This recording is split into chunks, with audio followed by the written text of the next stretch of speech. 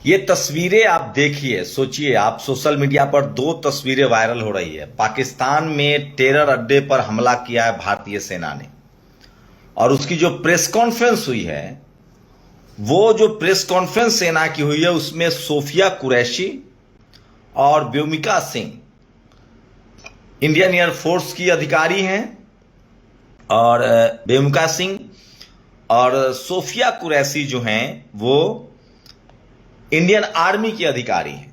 अब सोचिए, इन दोनों को ही प्रेस कॉन्फ्रेंस करने के लिए क्यों भेजा गया? इसका कुछ तो मतलब है।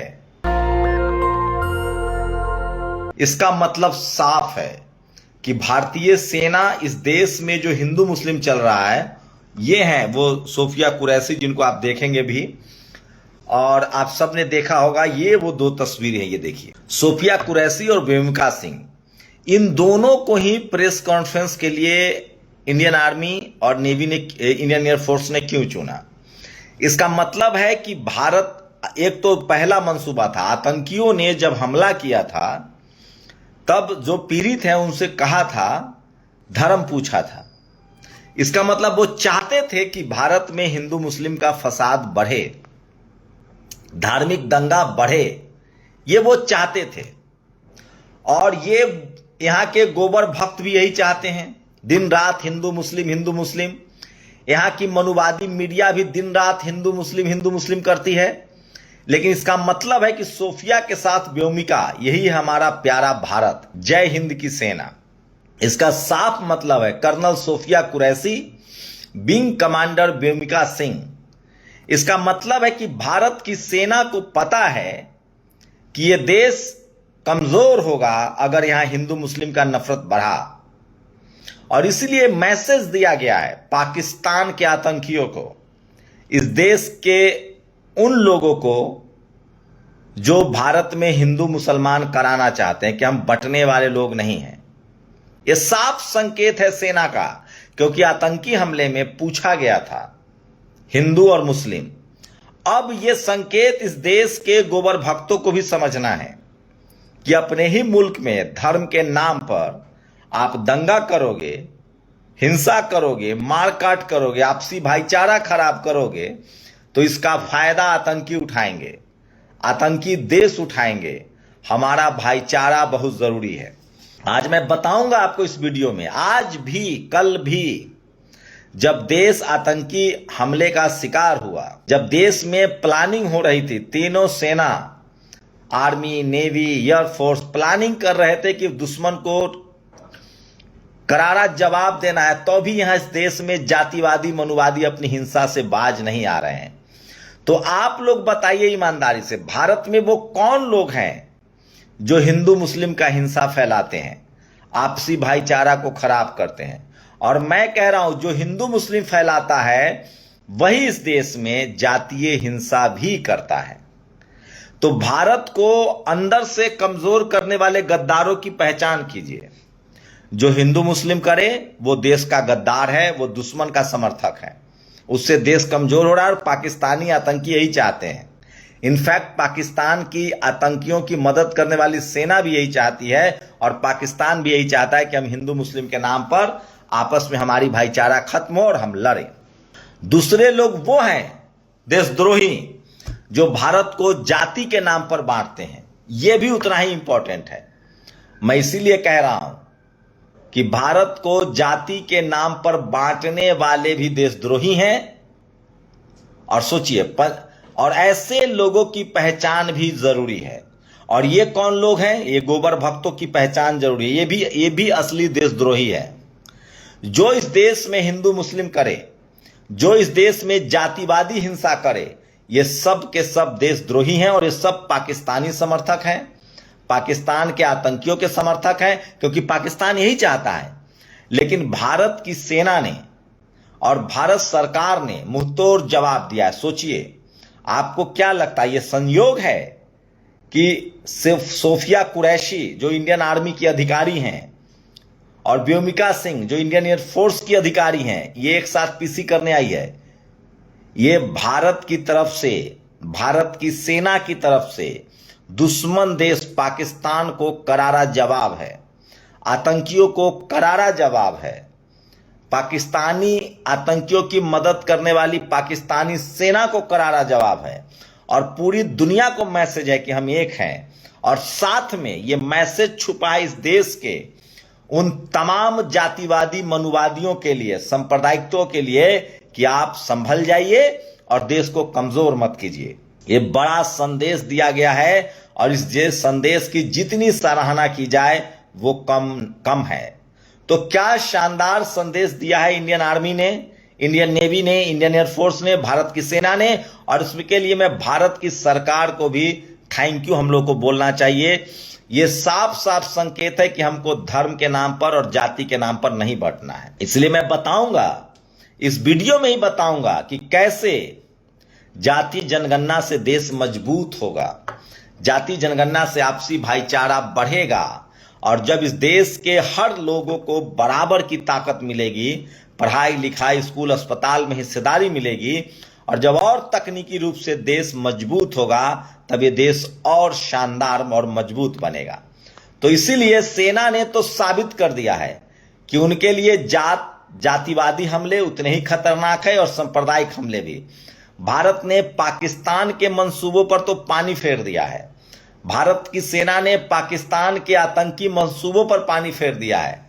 भारत की सेना ने तमाम इस तरह के जो मंसूबे थे, जो पाकिस्तानी फौज, पाकिस्तानी आतंकी और पाकिस्तान चाहता था कि भारत में हिंदू मुस्लिम हो, उस पर पानी फेर दिया है। और इस जवाब से साफ है, जिस तरह से जो सेना की प्रेस कॉन्फ्रेंस हुई है उससे साफ है कि भारत की सेना को पता है कि दुश्मन क्या चाहते हैं। वो चाहते हैं कि भारत में हिंदू मुस्लिम हो, भारत में लोग बटे धर्म के नाम पर।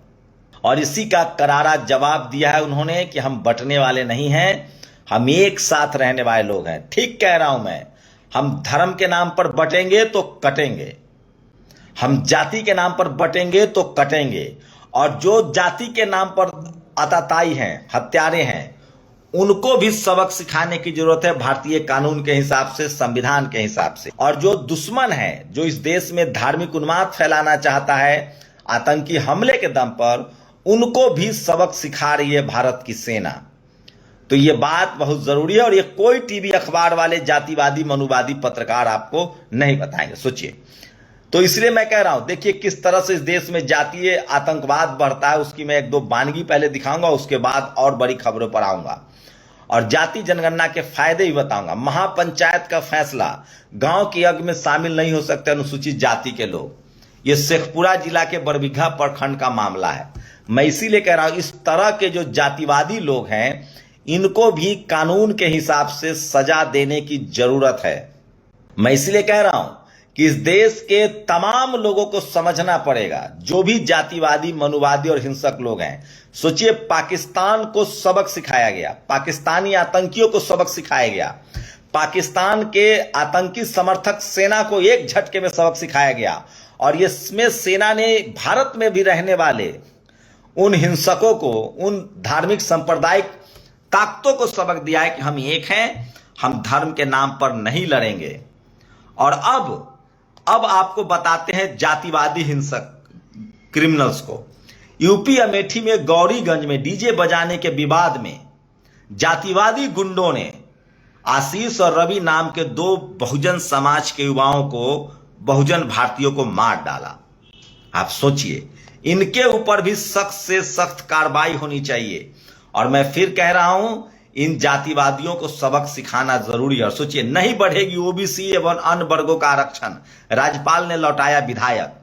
ये जो बीजेपी के गवर्नर हैं, चाहे वो इन रवि हो तमिलनाडु वाले या झारखंड वाले जो गवर्नर हैं सीपी राधाकृष्णन, ऐसे लोगों को जातिवाद का इलाज करना भी जरूरी है। और बीजेपी अगर नहीं करेगी तो वो सत्ता से बाहर होगी। आप सोचिए, बीजेपी सरकार, नरेंद्र मोदी कह रहे हैं कि जाति जनगणना होगी, लेकिन उनके जो ये सिफलसार हैं जातिवादी मनुवादी, जो कहीं गवर्नर बन के बैठे हैं, कहीं जज बन के बैठे हैं, ये जातिवादी मनुवादी कहीं भी हो सकते हैं। ये जातिवादी मनुवादी, अभी सोचिए एक जज ने क्या कहा कि आरक्षण वो ट्रेन है जिसमें जो बैठ गया है वो निकल, तो आरक्षण तो वो ट्रेन है, आप ठीक कहें, और जो इकोनॉमिक वीकर सेक्शन वाला आरक्षण है उसका क्या? सूर्यकांत शर्मा वो जज हैं, उन्होंने जो टिप्पणी की है तो उनसे पूछिए कि एसी में जो लोग बैठे हुए हैं पहले से जाति के नाम पर, उसका डब्बा, उसका गेट कब खुलेगा? एन रवि जो जनरल कैटेगरी से आते हैं, जो तमिलनाडु के गवर्नर है, वो भी लगातार जातिवाद फैला रहे हैं। जनगणना से क्या होगा हासिल, इसे जान लीजिए। राज्य में किस जाति की कितनी आबादी है, किसके पास जमीन जायदाद की हिस्सेदारी कितनी है, सरकारी नौकरी, निजी व्यवसाय, रोजगार में किनकी हिस्सेदारी है, किस वर्ग में शिक्षा का स्तर क्या है, किस समाज के कितने लोग दूसरे राज्यों में, दूसरे देश में रह रहे हैं, ये सारी जानकारी भी शामिल होगी। तो ये देश और मजबूत होगा जब इस देश का हर आदमी विज्ञान और तकनीक के बारे में आगे बढ़ेगा। तो मैं फिर कह रहा हूं, भारत की सेना ने सांप्रदायिकता को नकार दिया है और पाकिस्तान के मंसूबों पर पानी फेर दिया है।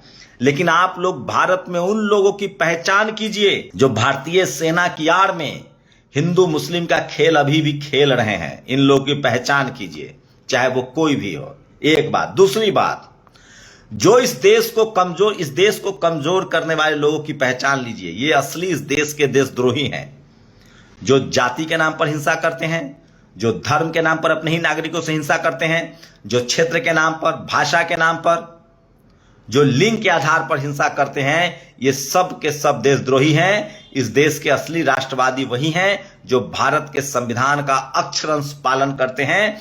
और भारत का संविधान जो है इस देश को मजबूत बनाता है, और भारत के संविधान इस देश की सेना को सर्वोच्च सम्मान देता है। और इसीलिए महामहिम राष्ट्रपति तीनों सेना की प्रमुख मानी जाती हैं। तो इस देश की सेना का सबसे बड़ा सम्मान है, यह भारत का संविधान तय करता है। मैं इसीलिए कह रहा हूं, भारत की सेना का शौर्य, साहस और उनका दुनिया भर में, ये जो सोफिया कुरैशी हैं, ये कई देशों में शांति सैनिक के रूप में भी काम कर चुके हैं। तो भारत की सेना का दुनिया भर में सम्मान है। और सेना ने आज क्या मैसेज दिया है कि जो लोग भी हिंदू मुस्लिम कर रहे हैं वो सब के सब जातिवादी हैं, वो सब के सब सांप्रदायिक हैं और वही देश को कमजोर कर रहे हैं। और जो जातिवादी गुंडे हैं, इस देश के जातिवादी गुंडों को भी कानून के हिसाब से सजा देनी चाहिए। देश को कमजोर करने वाले यही लोग हैं जो जातिवादी हैं, मनुवादी हैं, जो इस देश के संवैधानिक प्रावधानों को नहीं मानते हैं। और उसमें मीडिया में बैठे जातिवादी मनुवादी सबसे ज्यादा खतरनाक हैं। उसके बाद जुडिशियरी में बैठे जातिवादी मनुवादी उससे भी ज्यादा खतरनाक है। और ऐसे जातिवादी मनुवादी जहां भी हैं वो देश के लिए खतरनाक हैं, देश की एकता के लिए खतरनाक है।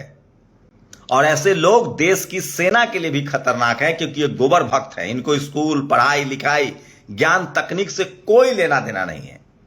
अब लड़ाई तकनीक के दम पर होती है, मिसाइल से, फाइटर प्लेन से, रडार से। लेकिन ये गोबर खाने वाले गोबर भक्तों को कौन समझाए? चलिए, भारत की सेना ने जो शानदार संकेत दिए हैं और पाकिस्तान के मंसूबों पर, पाकिस्तानी आतंकियों के मंसूबों पर, पाकिस्तानी आतंकियों के समर्थक पाकिस्तानी सेना के मंसूबों पर पानी फेर दिया है कि भारत एक है और वो हिंदू मुस्लिम में और धर्म के नाम पर नहीं बटेगा। अब उन लोग की पहचान कीजिए जो देश में धर्म के नाम पर हिंसा फैलाते हैं, दंगा करते हैं। उन लोग की पहचान कीजिए जो इस देश में जाति के नाम पर लोग के साथ हिंसा करते हैं, उनके अधिकार छीनते हैं। वही असली देशद्रोही हैं, वही देश को कमजोर कर रहे हैं। मैं फिर कह रहा हूं, भारत के नागरिकों के साथ किसी भी आधार पर भेदभाव करना, संविधान न मानना, यह भी एक देशद्रोह है और देश को कमजोर करने की साजिश है। उसके बाद मैं आपको खबर बता दूं, झारखंड के बीजेपी के गवर्नर ने SC ST OBC का बढ़ता हुआ रिजर्वेशन रोक दिया है। सोचिए, यह है जातिवाद। बिहार में SC ST OBC का बढ़ा हुआ रिजर्वेशन हाईकोर्ट, सुप्रीम कोर्ट ने रोक दिया। यह भी जातिवाद है। तो जो महीन जातिवाद है, इस देश के 90% लोगों को सिस्टम का हिस्सा न बनने देना, यह भी घनघोर जातिवाद है। और धीरे धीरे ही सही तमाम बहुजन समाज के लोग इस जातिवाद के खिलाफ भी लड़ रहे हैं। लेकिन सोचिए, उन लोग की पहचान कीजिए। जब देश की सेना दुश्मन देश की आतंकियों को सबक सिखा रही है, तब भी यहां कुछ लोग हिंदू मुस्लिम और जातिवादी हिंसा में शामिल हैं। आप लोग अपनी राय जरूर दीजिए। शुक्रिया। दस्तक की आपसे गुजारिश है कि अगर इसको बचाना चाहते हैं तो नेशनल दस्तक को सब्सक्राइब करने के लिए रेड कलर के सब्सक्राइब बटन को दबाएं, फिर बेल आइकन की घंटी दबाएं। नेशनल दस्तक को बचाने के लिए बहुत जरूरी है कि हर खबर को शेयर करें, लाइक करें, कमेंट जरूर करें।